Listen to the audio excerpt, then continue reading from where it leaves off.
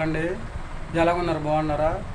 దేవుడు మిమ్మలను, మీ పిల్లలను, మీ కుటుంబంలో ఉన్న సభ్యులందరినీ కూడా దీవించి ఆశీర్వదించిన గాక. ఆమె ఈ దిన వాక్య ప్రకారం మనం చూసుకున్నట్లయితే 2వ దినవృత్తాంతం గ్రంథంలో 12వ అధ్యాయంలో దేవుడు ఒక మాట చదివిస్తూ ఉన్నాడు అనమాట అండి.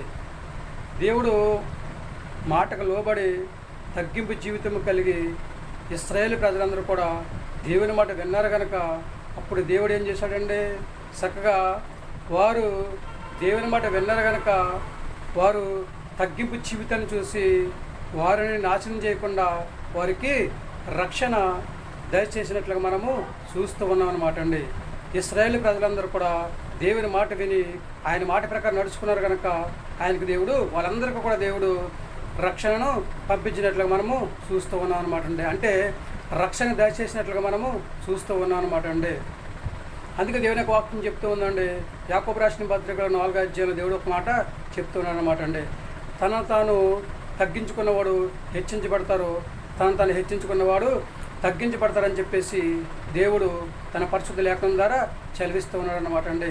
లూకాసు సువార్త 19వ అధ్యాయంలో మనం చూసినట్లయితే జక్కయ్య గారు చూడండి, తగ్గింపు జీవితాన్ని కలిగి ఉన్నారు కనుక దేవుని మాట విన్నారు కనుక ఆయన మాట ప్రకారం నడుచుకోవాలని చెప్పేసి ఆలోచన కలిగి ఉన్నాడు కనుక దేవుడు అతన్ని కూడా రక్షించి జక్కయ్య గారి ఇంటికి కూడా రక్షణను దయచేసినట్లుగా మనము చూస్తూ ఉన్నాం అన్నమాట అండి.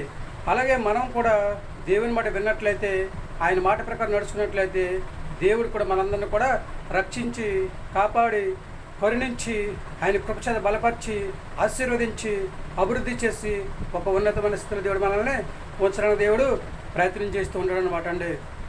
కాబట్టి మనందరం కూడా దేవుని పిల్లలం కనుకండి దేవుని మాట వినాలి, ఆయన మాట ప్రకారము నడుచుకోవాలండి. దేవుని యొక్క వాక్యం వినాలండి. విన్న వాక్యం హృదయం అనే పలక మీద రాసుకుని పదే పదే నెవరు వేసుకున్నట్లయితే మనకి ఏదైనా ఆపద సంభవించినప్పుడు దేవుడు మనకి ఏ విధంగా సహాయం చేయాలో ఆ విధంగా దేవుడు సహాయం చేయడానికి దేవుడు కృప చూపుతాడు అనమాట అండి. మరేమన్నా ఆలోచన చేసుకున్నారండి, మనందరం కూడా దేవుని మాట విని ఆయన మాట ప్రకారం నడుచుకుని ఆయనకు అంగీకారంగా జీవించి చక్కగా దేవుని యొక్క ఆశీర్వాదాన్ని సంపాదించుకొని హాయిగా జీవించే యోగ్యతను సంపాదించుకునే స్థితిని కలిగి ఉందామా? విందామా మనందరం కూడా దేవుని మాట? అయితే తలలో ఉంచండి, చిన్న ప్రార్థన చేద్దాం. మహాపరుషైన పరలోకపు తండ్రి, ఈ ఘనమైన పాదములు లెక్కలేని స్తుతి స్తోత్రం ప్రభా. ఆనాడు తండ్రి ఇశ్రాయేలు ప్రజలు ప్రభా ఈ మాట విన్నారు కనుక తండ్రిస్తుంది ప్రభా, వారిని రక్షించినట్లుగా మేము చూస్తూ ఉన్నాం ప్రభా. నీకు వందనాలు. నేటి కాలంలో తండ్రిస్తుంది ప్రభా, ఈ పిల్లలంగా మేము జీవిస్తున్న మేమందరం తండ్రి ప్రభా, మీ పిల్లలుగా నీ మాట విని నీ మాట ప్రకారం నడుచుకుని తండ్రి ప్రభా, ఇచ్చే ఆశీర్వాదాన్ని సంపాదించుకుని హాయిగా జీవించే యోగ్యతను ప్రభా దయచేయని ప్రార్థిస్తున్నాం ప్రభా. నీకు వందనాలు.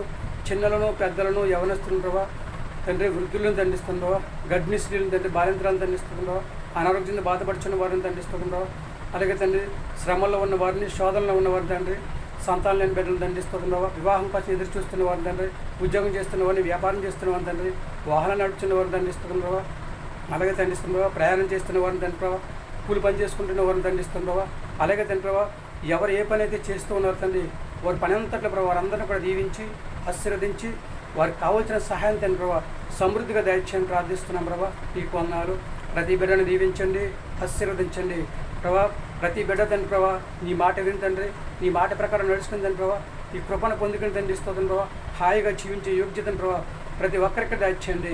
మరొకసారి తండ్రి ప్రతి బిడ్డకునే తండ్రిస్తుంది ప్రభా, క్షేమకరమైన జీవితం దయచేసి తండ్రి, హాయిగా తండ్రి ప్రభా మంచి ఆరోగ్యం దయచేయమని ప్రార్థిస్తున్నాం ప్రభా. నీకు వందనాలు. హాయిగా జీవించే యోగ్యతను ప్రభా దయచేయని ప్రార్థిస్తున్నాం ప్రభా. నీకు వందనాలు. మరొకసారి మేమందరం ప్రభా నీ మాట విని నీ మాట ప్రకారం నడుచుకునే యోగ్యత మా అందరికీ దయచేయమని, మా ప్రార్థన ఆలకించండి, మా ప్రార్థన తండ్రి ప్రతిఫలం దయచేయమని, మా కొరకు త్వరగానే యేసుక్రీస్తు ప్రశ్న నమ్మని వేడుకుంటున్నాం తండ్రి. ఆమేన్. అందరికీ వందనాలండి. త్రియేక దేవుని ఆశీర్వాదంలో మీకు తోడుగా ఉండినగాక. దేవుడు మిమ్మల్ని దీవించి ఆశీర్వదించినగాక. ఆమేన్.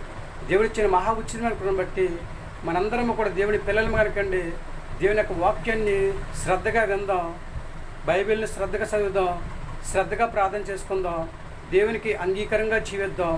చక్కగా దేవుడు మనందరినీ కూడా దీవించి ఆశీర్వదించి ఒక ఉన్నతమైన స్థితిలో ఉంచి మనందరి జీవితాల్లో ఆనందాన్ని, ఉత్సాహాన్ని, ఉల్లాసాన్ని నింపి హాయిగా జీవించే యోగ్యతను దేవుడు దయచేస్తూ ఉంటాడు అన్నమాట అండి. మరి మనం ఆలోచన చేసుకుంటున్నారంటే వింటారా దేవుని మాట? ఆయన మాట ప్రకారం నడుచుకుని ఆయనకు అంగీకారంగా జీవించి హాయిగా జీవించే యోగ్యతను కలిగి ఉందామా? ఏమంటారు? ఈ ఆలోచన మీదేనండి. దేవుడు మిమ్మల్ని దీవించి ఆశీర్వదించిన గాక. ఆమేన్. మీకు కలిగి ఉన్న సమస్తాన్ని దేవుడు దీవించి ఆశీర్వదించి అభివృద్ధి చేసి మనందరినీ కూడా దేవుడు ఒక ఉన్నతమైన స్థితిలో ఉంచి హ్యాపీగా జీవించే యోగ్యతను దేవుడు మనందరికీ దయచేయను గాక. ఆమేన్. ఏమంటారండి? వింటారా దేవుని మాట?